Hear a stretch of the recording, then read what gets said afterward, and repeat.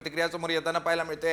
निश्चितपणे ऑपरेशन सिंदूर ज्या निष्पाप अशा कपाळांवरचं सिंदूर मुख्यतः कुंकू पुसलं गेलं, ते कुंकू पुसला गेल्याचं उत्तर त्याचा बदला जो आहे तो भारत घेताना पाहायला मिळतोय।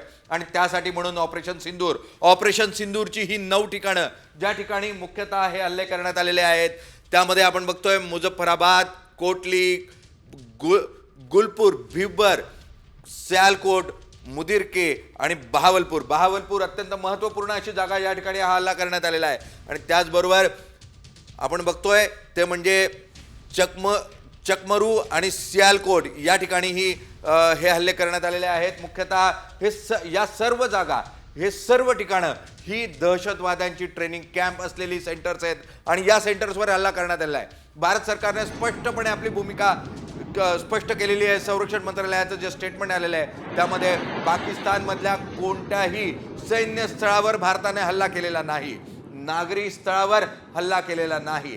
मुख्यतः दहशतवाद विरोधातली लढाई दहशतवाद विरोधातच करण्यात आलेली आहे आणि त्यामुळे भारताचा उद्देश हे दहशतवाद विरोधातल्या युद्धाचं आहे, नागरी युद्धाचं नाही किंवा सैन्य युद्धाचं नाही। सैनिक तळावर भारताने हल्ला केलेला नाही। मात्र पाकिस्तान आता कशा स्वरूपाचं याला प्रत्युत्तर देतं याकडे सर्वांचं लक्ष लागलेलं असेल। दरम्यान भारतानं हल्ला केल्यानंतर तातडीनं या संदर्भातली माहिती अमेरिकेला दिलेली आहे।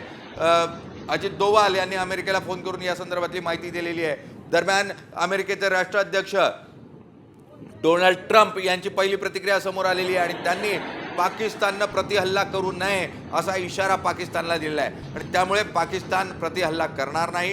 पाकिस्ताननं प्रतिहल्ला केल्यास युद्धाचं रूप वाढत जाईल आणि त्यातून एक मोठ्या युद्धाला जगाला सामोरं जावे लागेल आणि त्यामुळे पाकिस्ताननं ज्या दहशतवाद्यांना बिळात लपवून ठेवलंय त्याला बाहेर काढावं आणि भारताचा दहशतवाद विरोधी लढायला पाकिस्ताननं पाठिंबा द्यावा हीच मुख्यतः भूमिका ही जगाची पाहायला मिळते आहे आणि त्याचंच समर्थन जे आहे ते जगभरातून भारताला मिळताना पाहायला मिळत आहे। आपण बघू शकतो भारतानं काल रात्री 1:30 वाजता म्हणजे आज पहाटे 1:30 वाजता भारतानं पाकिस्तानच्या 9 केंद्रांवर हल्ला चढवलेला आहे आणि त्याचं स्पष्ट रूप जे आहे ते पाहायला मिळत आहे। आतापर्यंत जी माहिती आहे पाकिस्तानची 2 विमानं पाडण्यात आलेली आहेत, 30 दहशतवादी मारले गेलेले आहेत। मदरसा ज्या ठिकाणी मुख्यतः ट्रेनिंग कॅम्प चालत होता बहावलपूरमधला त्याला उद्ध्वस्त करण्यामध्ये भारताला यश आलेलं आहे। मदरसा म्हणजे मुसलमानांवरचा हल्ला नाही, तो दहशतवादाविरोधातला हल्ला आहे।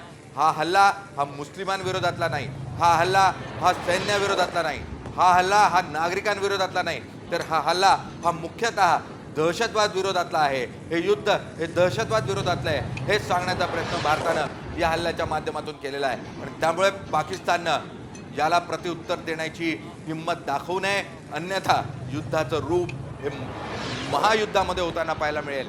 अमेरिकेचा रशियाचा पाठिंबा भारताच्या पाठीशी आहे आणि त्यामुळे पाकिस्तानची आगळीक ही पाकिस्तानला खूप मोठ्या परिणामांना सामोरं जायला लावेल आणि त्यामुळे पाकिस्तान ही आगळीक करणार नाही असं आपण अशी अपेक्षा करूयात।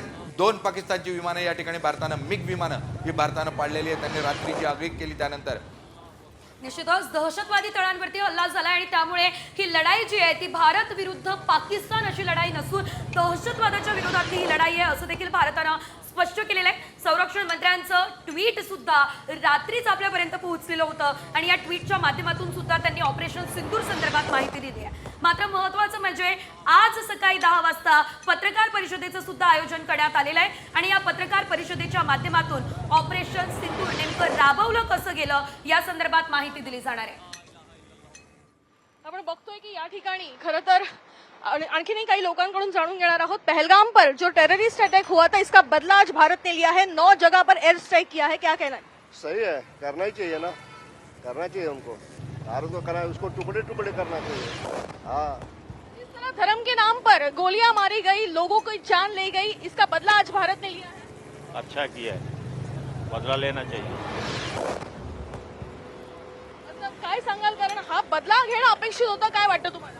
जरूर हे 48 तासातच घ्यायला पाहिजे, याला उशीरच झाला, बोला खूप लेट केलाय।